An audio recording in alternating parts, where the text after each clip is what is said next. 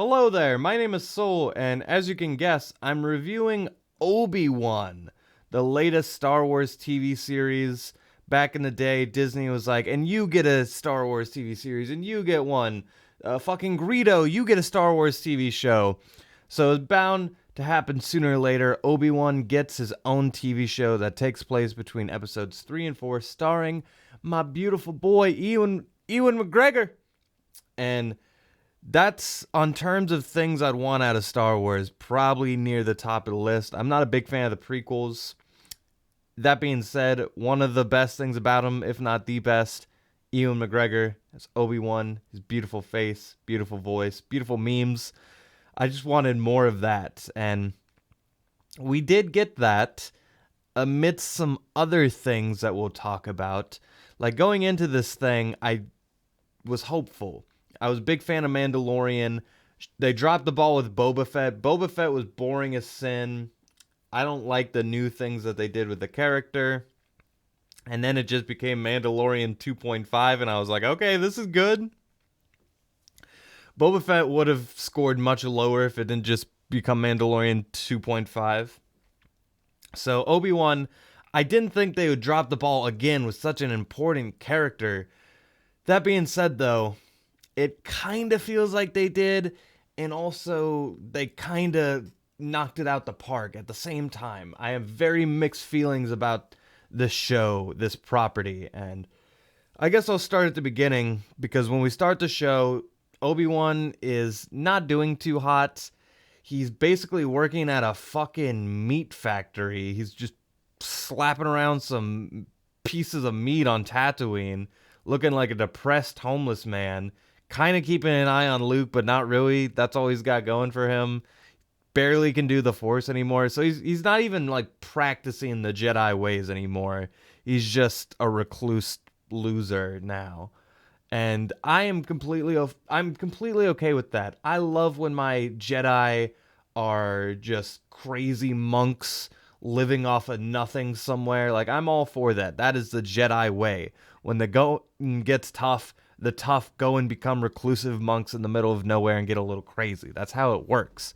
I'm all for that. But things go awry as Princess Leia gets captured. Her substitute dad basically is like, hey, Obi-Wan, can you get her for me, please? You're my only hope. And he's like, all right. And suddenly Darth Vader's on his trail. There's this Inquisitor. If you don't know what Inquisitors are, they're basically former Jedi, like little kids. Some of them survived and got brainwashed and becoming Sith. And she is on a fucking manhunt for Obi-Wan. She's going to turn him into Darth Vader and become the Grand Inquisitor. And this is going to be spoilers. So off the bat, spoilers. Let's get into it. My biggest problem with this show is a large amount of it feels very unnecessary. It's 6 episodes. They're only like 30, 40 minutes a piece. It's not like incredibly long or anything, but it does not accomplish that much with that. And what it does accomplish kind of feels like we really didn't need it. I really didn't need child Princess Leia at least interacting with Obi-Wan. Like, when she finds out Obi-Wan dies, she doesn't like react the way she would now. So there's like these tiny, minute plot holes. Even like when Darth Vader says to Obi-Wan, oh, last time we fought, I was a student and you were the master.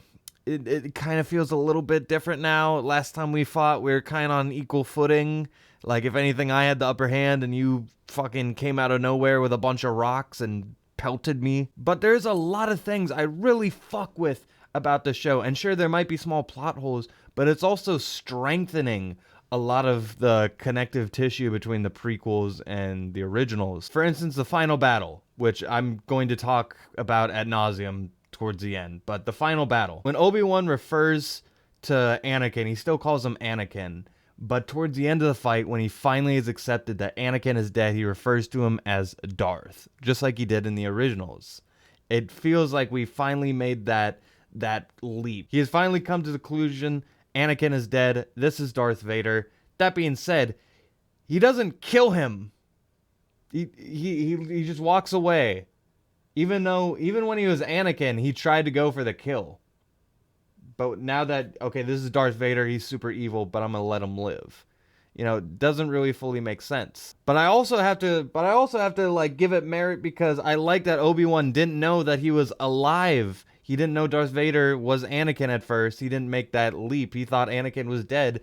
I like that there's this revelation. I was like, oh yeah, that makes sense. I want to talk about Reva, the Inquisitor. I was very conflicted about this character throughout the series. A lot of people online were making a hubbub that she was a shitty character. She's talking very over dramatically, and I didn't really feel that way. Like, she's goofy, but Star Wars is goofy. Like, we have a guy who looks like a ghoul, another guy who's in a walking tin can suit, and he sounds like he's speaking in a fishbowl.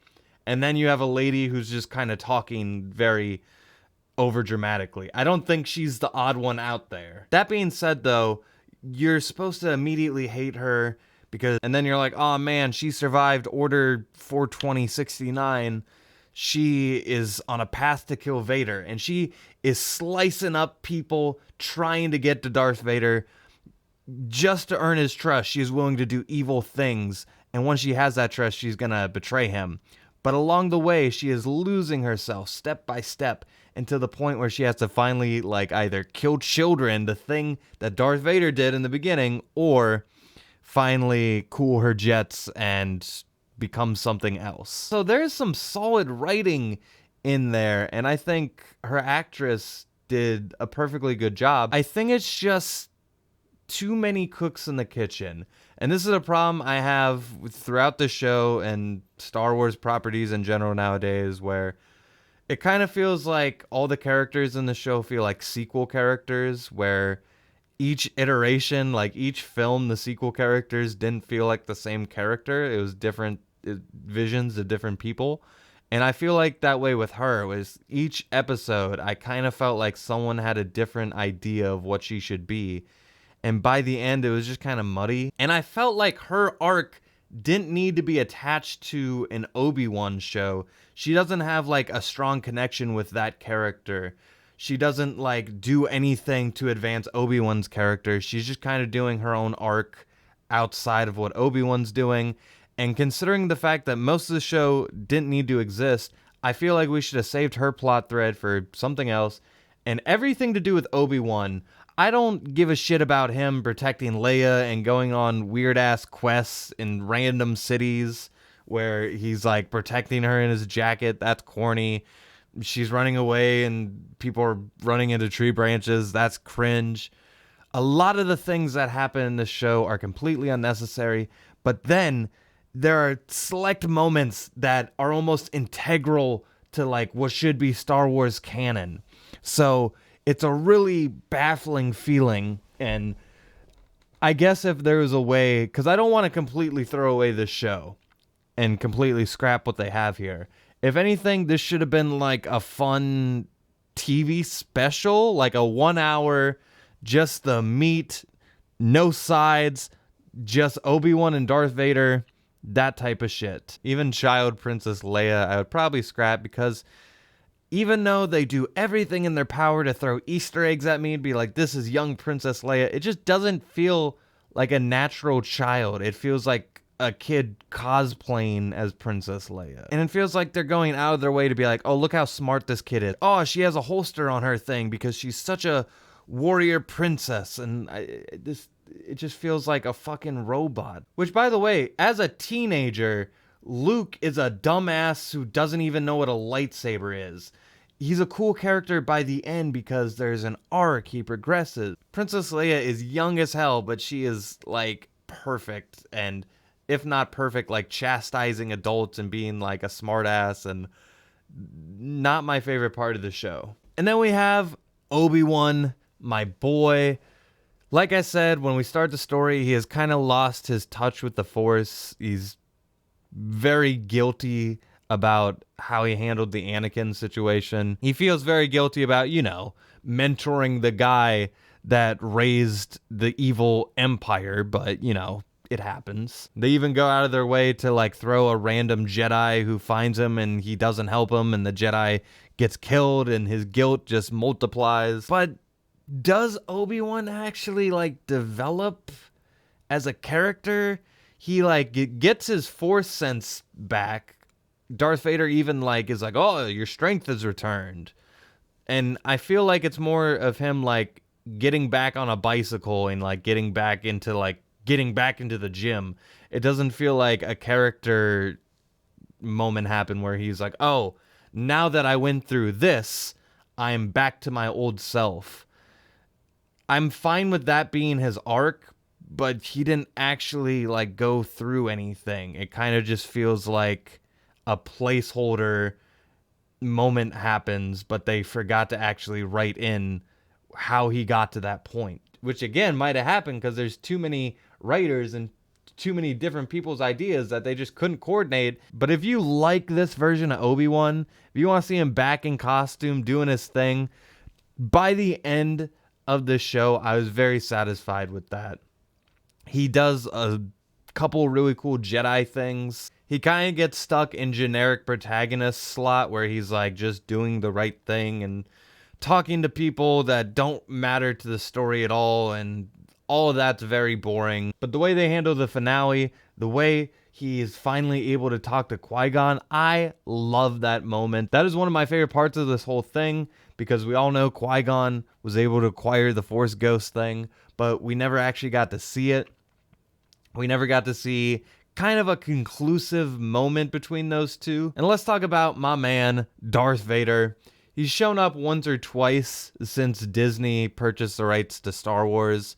This is probably the most we've ever seen him, though. And they're really doing everything in their power to make that connection between Hayden Christensen's Darth Vader and our Darth Vader. Even in the final battle, piece of his helmet falls off and you hear Hayden, but you can hear Edward Earl Jones's version of the character kind of spliced in between. And it kind of felt like, like when I saw the prequels, I never for a moment thought this was Darth Vader. Until like the very end when he becomes pure evil, which is kind of out of nowhere. Until this show did it finally feel like, like this finally makes sense. Again, it feels like they fleshed out parts of the prequels and made them better. And people have really made Darth Vader out to be like the strongest character in Star Wars history. Some of the games, couple moments, even in Rogue One, they make him look like such a badass. And he's a lot more vulnerable here. Even Obi-Wan, who just got his strength back, is able to defeat him, which is a little wonky. I'm gonna call bullshit on my power scaling reader, but for the most part, they make him feel scary, but then they remind you that there's a character beneath that, and that character is very interesting. The dialogue they have for him, it's kind of perfect, because I remember the first time I saw Return of the Jedi, I didn't know what Vader looked like, and when he took his helmet off and you saw like a sad old man, it really made Vader to me feel vulnerable, and I felt bad for him. He got that helmet cut and I saw Hayden under there. I felt bad for him. I felt like that was Darth Vader, and I think that whole sequence was handled wonderfully. That whole planet was pretty cool. It was very dark. It's hard to see sometimes, but once you add the lightsabers, it made the lightsabers pop and it looked gorgeous. Lightsaber battle is kind of weak. Some of the choreography is kind of weak. Throughout the entire show, if anything, the fight scenes were pretty weak, but is what it is. It was more about the character work, and somehow this show made me nostalgic for the prequels. Like, I have shit on the prequels as much as the next guy, but there are performances in there. There are good things in there. Like, you can have a mixed bag and be nostalgic for the good aspects of the bag. You know what I'm saying? I also want to give this show props because there was a lot of moments where I was like, oh, they could do a cheesy callback here, or they could do this or that. They do acknowledge a couple things. There's a couple Easter eggs here and there, but they could have like really like went over the top with it. Like Leia could have referred to Obi-Wan as like, oh, you're my only hope. Or like, I remember at one point Darth Vader was fighting Obi-Wan and he was standing above him, and he easily could have been like, now I have the high ground. There's a lot of moments like that where they could have could have just gone for the reference as Disney does, but they held off. And I'm proud of them for that. They'll use like some of the same music, obviously, because it's Star Wars, and of course, it's some of the best cinema music you can have. I'm not complaining about that. It's always great. Like, a part of me really wants to love this show, and a part of me like is really just kind of disgusted by it.